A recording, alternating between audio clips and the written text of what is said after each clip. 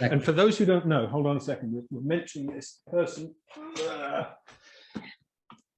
Julian Jaynes, The Origin of Consciousness and the Breakdown of the Bicameral Mind, which is, you know how the Vatican has a list of prescribed books that you may not read. So does science. Yes. It's one of science's dirty little secrets. That's one of them. I mentioned him in my book. Because it has to do with this similarity between dreaming and psychosis.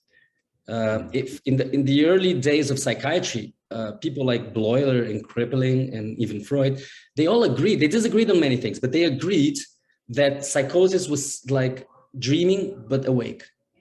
And now we know that there's a lot to this, because when you increase the levels of dopamine, the neural patterns that you observe during rapid eye movements, they become closer to those that you observe during waking. So in fact, those things merge. So we can think of psychosis as an invasion of the waking life by dreaming. Now, it makes a big difference whether you know it or you don't, right? If you know this is going on, then you can, like Nash in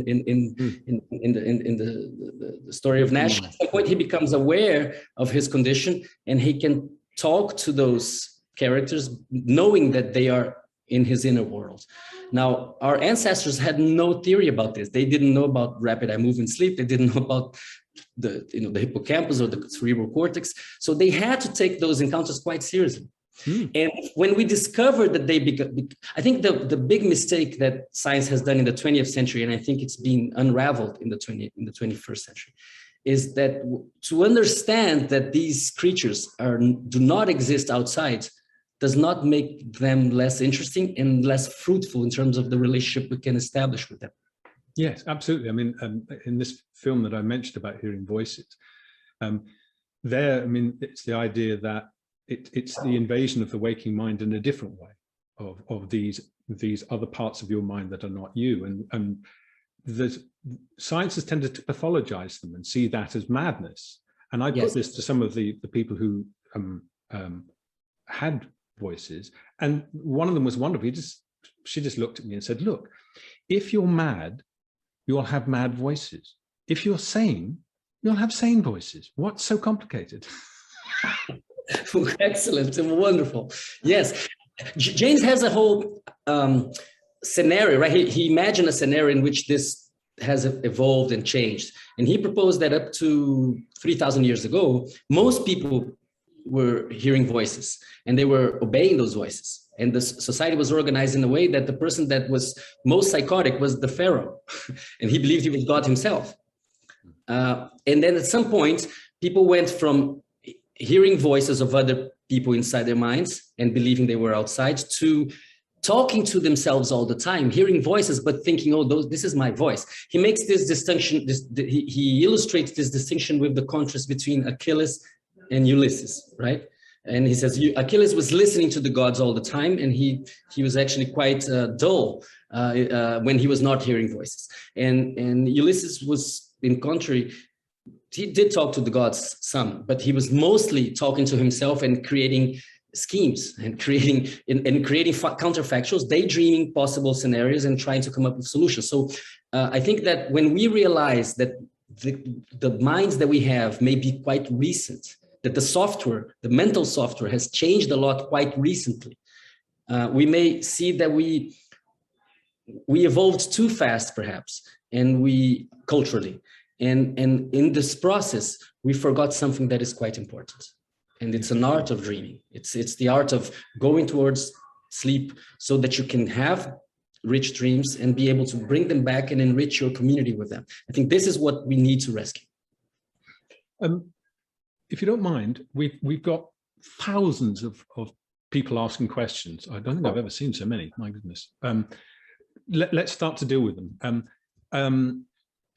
Katrina Patterson, she's asking about why she doesn't remember very many of her dreams and whether it's to do with the way that she lies in bed. And then Jean Robot, I hope that's how you pronounce Jean's name, she asks a similar question. Why is it some people remember their dreams more than others? Is it linked to how you wake up? This is something that you do, and there's lots of people asking a similar question. Well, thanks for the questions. They're quite important. Yes. So the way that we go towards sleep has a lot to do with our ability to remember dreams, and even more so the way we wake up. So when we go to sleep, for example, if you have alcohol before going to sleep, then you're going to have less rapid eye movement sleep and less dreaming. If you take sleep pills, this will impair your dreaming. If you smoke cannabis before going to sleep, this will impair your ability to remember dreams. So that if you go to sleep too late, and then you wake up relatively early, then you will only have the first half of the night. You won't have much REM sleep anyway. So there are many ways in which we can get it wrong when we go to sleep. So I would say the first advice is go to sleep early and with no screens around you. This is I think the first thing. But most importantly, when you wake up, don't move, don't talk to anybody unless you're talking about the dream. So stay still and grab a pen and write it down or record an audio. And then make sure you share it with other people. And the more you share it with other people, more details will come up. You will keep remembering details throughout the day. And most people that do this kind of discipline, that they have the discipline to do it in the morning, they go from remembering nothing to remembering many pages every morning. And this is quite fast. I think there's also the fact that we need to make dreams a topic of conversation. We need to talk about them. It's not enough to make your own diary of dreams if you don't share with other people, because when you share, you make associations and you bring new memories, and it enriches the process. I recently had an experience. I used to dream furiously when I was a teenager and a young adult. And then after I became a father, I think, and became head of a laboratory and so on, I started to sleep less as I age also, and to have dreams that are less complex, with less characters, with less emotional impact. And I tried to fix all those things that I mentioned before, and I was able to, get better at dreaming and remembering my dreams, but never to the same level. And I was starting to feel like this is something, that I couldn't change. And then in my vacations at the end of last year, I went with my spouse to a wonderful place in the center of Brazil called Chapada Diamantina, those 600, 700 tall meters cliffs with forest, and we were camping there for 5 days. Tremendous experience. And I dreamt like a teenager for 5 days. And it became very clear to me that the strong trigger for that was disadaptation. The fact that I was out of my environment, that I needed to really be careful, otherwise I would fall every 5 minutes, that it was raining, then there was sun, then we had to cross a river, no electric light whatsoever. All that was so different from my reality when I'm here at my home or at my workplace, that my dream machine was prompted. And I was having like 4 or 5 long dreams per night. I would wake up at 4 a.m. with huge dreams that I needed to write down, this kind of very strong experience. And of course, when we are having a life that has no major challenges, dreams tend to become less cohesive. They become a bric-a-brac. They become a collection of desires and challenges. And you need to do a lot of effort to try to sort what produce different parts of the dream. When we have a major thing going on in your life, if it's a bad thing or a good thing, this will prompt your dream neurobiological machine. But you need to give it a chance, right? You need to pay a little bit of attention so as to start the process.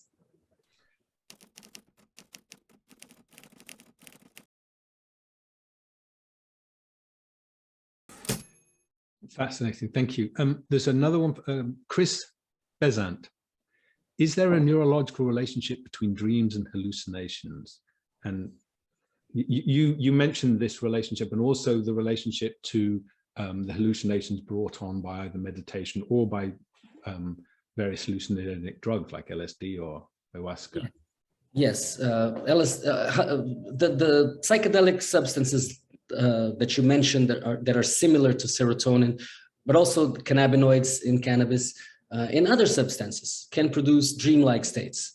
And meditation can also produce that. Respiration, breathing can also produce that. Holotropic breathing, for example, as proposed by Stanislas Grof. And many, many ways by which you can achieve, or fasting, excruciating pain, also fever, all those avenues take to the same place. They take you to dreaming. And among Native Americans, they actually don't tend to discern among them. They will consider dreaming to be valid and legitimate, whether you got it because you had a fever or because you were having the second half of the night. Now, what is important is what you do with it. If you can go towards that direction, but with what intention? It's not just, I think that we need to think of dreaming as something that goes beyond increasing your introspection or having pleasure. In the case of lucid dreams, you can shape your dreams and you can have certain experiences, but I think we should try to go beyond that. I'm not saying that we need to treat dreams as a sacred activity like in the past, but I think we need to understand its oracular capacity. That's why my book is called The Oracle of Night. Dreams can be oracles. They can produce insight about the future and the collective future if we treat them well. But that does not mean that they are deterministic oracles. They cannot predict the future because this is not possible, but they are a probabilistic oracle. They produce likelihoods. They give you aspects that may become true if you do the right thing or if you avoid the wrong thing. Well, you also, on this notion, you talk about the fact that because it's the subconscious is aware of all of the circumstances of your life, and it's not just the tiny little focused beam of light which your waking consciousness shines on something. It concentrates on this or it concentrates on that. The subconscious is in some sense the repository of all of the circumstances of your life. And so having said that, you then talk about the fact that it's an oracle that looks at your destiny, but not in the sense of something predetermined. You have a lovely phrase. It's destiny thought of as the direction in which the wind is blowing. I thought that was such a nice way of looking at it. It's aware of the wind that may be blowing you in this direction because of the whole circumstance of your life. And that's connected, what you mean, isn't it, by the kind of oracle? Totally. I think if we consider some historical dreams, this becomes very clear. For example, the famous dreams that Julius Caesar and Calpurnia, his wife, had the night before his killing, right? She had a very direct, literal dream. She dreamt that he was going to be surrounded by angry senators and knifed and stabbed to death, and he would die in a pond of blood on her arms, which is exactly what happened. So she had a dream that predicted the future literally. And this was not a difficult prediction to make. He had been steering civil war for 5 years then, and it's quite, this could have happened before, or it would have happened at a later date. But he actually protected him. His unconscious gave him a metaphor of that. It didn't show him what would happen literally, but it showed him metaphorically his divinization. He flies through the skies and meets Jupiter. Well, when you meet a god, you become a god. And that's exactly what happened after he got killed. He was divinized. I think that what we need to appreciate is that most of the images produced by dreams will be allegorical and metaphorical. And that's why it seems so important to interpret dreams. Otherwise, we would just, write them down and apply them to reality. But it's not so simple. And perhaps it's so simple among most mammals, but it's not so simple in humans because we have such a complex cultural accumulation that changed so much. So let's say the backbone of dreaming that we inherited from other mammals. Yes. Michael and Sharon ask, who is the person to interpret dreams? Haven't psychologists and religious leaders taken this away from us? And this is, again, something you touch on in the book. Yes, this is a good question. The only person that can really make sense of a dream is the dreamer himself or herself, and a person with whom you're in contact with that shares your context, that understands your context. That's the role of the psychotherapist. That's the role of the shaman, of the page among Brazilian Native Americans, of that person that has experience, can listen. That can be a family member, it can be your spouse, it can be your son, your daughter, your grandmother. It has to be a person that knows you, right?